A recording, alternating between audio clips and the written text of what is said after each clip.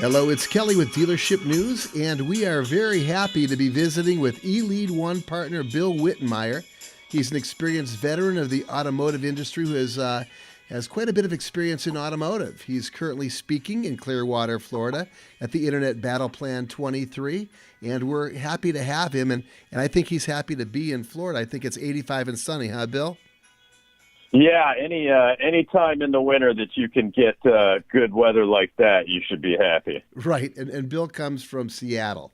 So let's just let everybody know that it's cold and rainy and yicky, and now he's in beautiful Philadelphia, Philly spring training facility land, right? There you go. Yeah, and the strange thing in the sky that people call the sun is something I haven't seen in a few months, so I'm pleasantly enjoying it. Really cool. Good for you. So what are you covering over there at the conference? What's your game plan? Yeah, today talking about building high-performance sales teams and some of the keys to look for in the hiring process and then the management process. Obviously, we look at the generational differences today versus, when some of us got in the car business 20 years ago or so. And, some of those motivating factors have changed, and yet our business not necessarily conform to that. So, want to kind of bring that realization and then give some tips to dealers on what to look for and some of the things that they can do to change and improve the hiring practice and continue to make this great business grow. Well, that's something you've been doing for quite some time. You've been in the business since what, 2002? Yeah, even longer than that. I've been with ELEAD since 2002, and I got into automotive retail in 1993. 1993. So how did you end up in the automotive industry? Was it something that you always wanted to do, or did you just fall into a good thing? I'm just trying to determine your path to success and how you got to where you currently are. Well, I don't know if I've made it to success yet, but I appreciate that, Kelly. I fell into it really, which is I think what a lot of people do.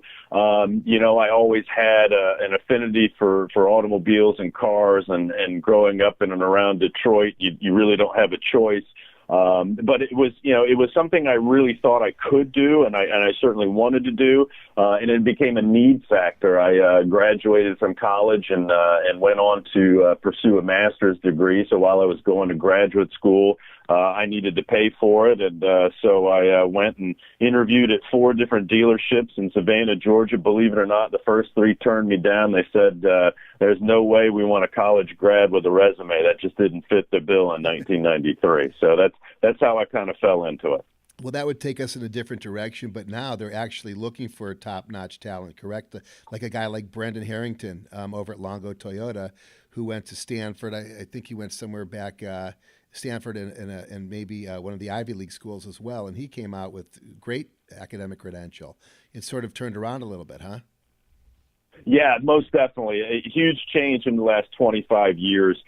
When you look back, I think that dealers would be ecstatic if they had somebody walk in a suit and tie and a resume and a 4-year degree wanting to get into the car business. But in 1993, that was really not what they were looking for. Yeah, I understand. It's the reputation of the car industry has changed quite a bit. I've got a question for you. Everyone knows who you are for the most part. You've been in the industry a long time. But let's say you come across a GM or somebody who you're interested in becoming a vendor for. What does your elevator pitch sound like? Should you ever need one, right? After all, always be selling, right? You should always have one, I guess, and keep it brief. I think the biggest thing for us and at ELEAD is, look, CRM is not CRM in a box. I think that, you mentioned Longo Toyota, great client of ours, but, they're going to be totally different from a Kendall Toyota, down here in Southern Florida.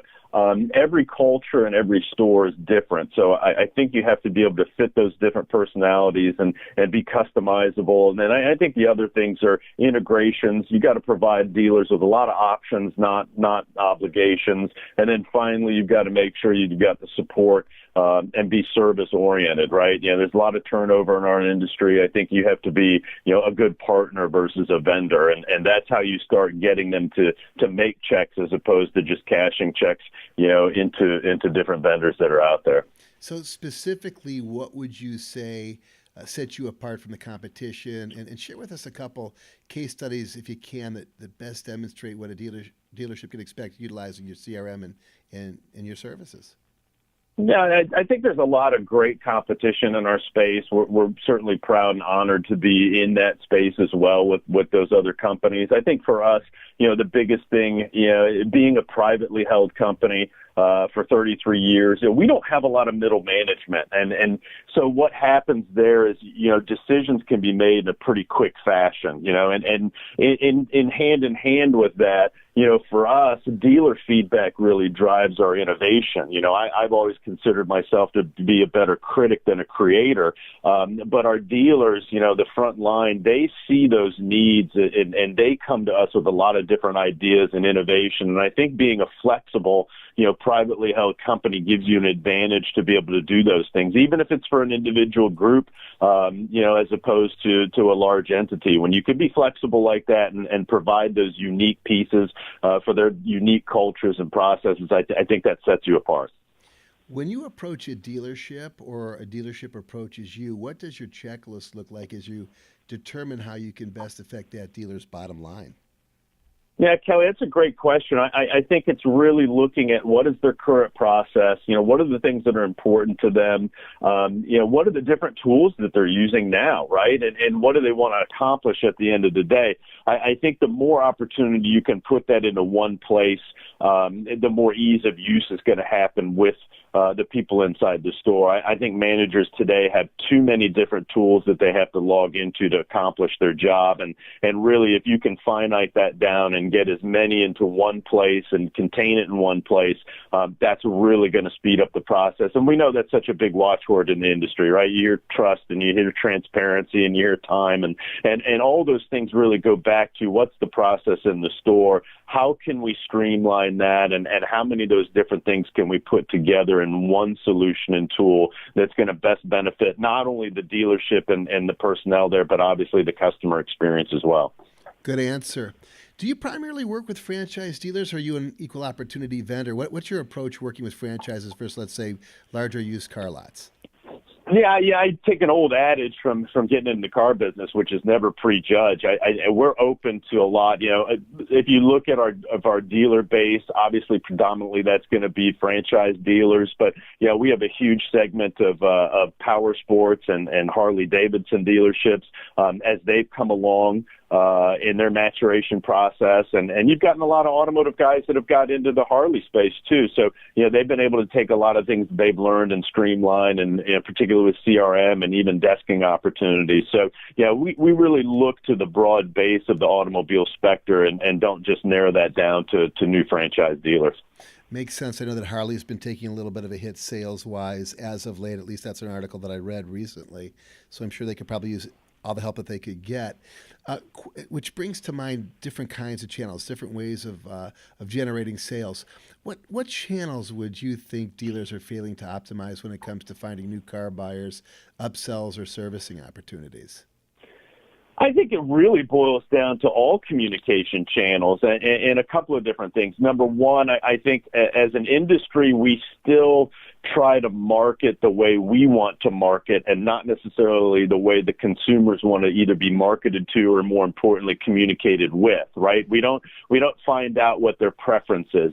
So many people would much rather either talk on the phone or text, and yet you still have so few dealerships that are texting, at least texting in compliance. And maybe their salespeople are all out there on their phones texting, but that's not in compliance. And I think that opens up dealerships for legal exposure. And I think the other thing is, the way we email our consumers, right? It literally about every email campaign that any dealer does can be classified as spam, right? It's generally some type of offer to buy, and it's to the bulk of their list, and it's to people they probably haven't communicated to with in a long time. But, it makes everybody feel good that, hey, boss, look, we did a great campaign today and sent out 8,000 emails, on that new XYZ vehicle. So I think we need to do a much better job in how we communicate, the preferences of what our consumers want to be communicated with, and then follow through with that. And then I think we need to be more mindful in the way we do our email campaigns and be much more targeted and specific with that content.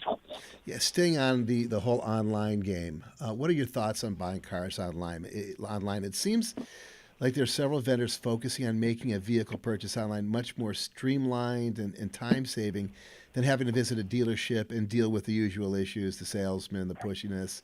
How is eLead1 adjusting to that scenario, or is there no real adjustment necessary as the lead ends up in the CRM one way or another? Well, I think, back to what I said earlier about those options and not obligations, we were real key a few years ago in bringing out a digital retail platform in our deal builder and also an online piece for their websites. And the big difference for us is if the consumer does start that process at home, then when they get to the store, they don't have to start over, right? In a lot of other systems, it's a bolt-on piece and it just becomes a lead into whatever CRM they're using. And really, that's not the experience the consumer is expecting, nor I think what they desire. So I think that's a key feature to make sure that it's built into the CRM. So, if I end at one piece during the process, I can pick right up on it either later online or when I go back into the store, which is more critical. But, I think the interesting thing is, there's a lot of talk about the digital retail, and there's certainly a lot of options out there, as you mentioned, in terms of companies. But, we're not seeing a real fast adaptation to that. And it's not only, from the dealer body, but even the consumers. I think it's going to be, like a model of a vehicle. I think it's just going to be another option for those people that want to do that. I think it will continue to grow. I don't think it's going to be, by next year, 50% of online, retailing is going to be done of all retail. I think it's going to be a slow growth pattern. And just like everything else, there's going to be segments of people that, continue to want to do it in a traditional manner. There's going to be segments of people that want to do it, with an email and an inquiry versus that way online. And then I think there's going to be a section of people that will continue to grow that will want to do, a large majority, if not the complete purchase of that vehicle, from remote at home. Well, I guess eventually you've got to go in and test drive anyway, right? So you're going. I do. Look, the buying a car is still so emotional, and we've lost so much of that, I think, as the business has changed. And look, people don't need cars. They last for a long time. It's still an emotionally bound piece, and I think a lot of that emotion has to do with actually physically seeing it, touching it, et cetera. And look, who's to say, 20 years from now it may be totally different. I just don't think it's going to be the overnight push that a lot of people are expecting. I think that's going to be a slow burner as people, kind of go into that and change their mindset in that adaptation. Well, I'll tell you, I want to thank you for joining us. I do have one more question, though, for you. And it's a little personal, but it takes you back to the very first car you ever owned. What was it? And what's the best car you ever owned? Well, I don't think anybody ever forgets their first car. For me, it was a 1981 Volkswagen Rabbit. I think it had a lifespan of about 9 months. And then it took all my savings and then sat in the driveway my senior year of high school. So I loved the car, but it didn't love me back, that's for sure. And I guess if I had to say my favorite car that I've had is probably Porsche 911 Turbo S Cab. That's probably the most favorite one I've had. I can understand that. Sounds like a lot of fun. Well, listen, Bill, thanks for joining us. That's Bill Wittenmyer, partner at ELEAD1. And he's down there enjoying himself in Clearwater, Florida. Bill, we'll be in touch with you soon. Have a great time, and thanks again. Kelly, thanks so much for having me on. Have a fantastic day. You too. Take care.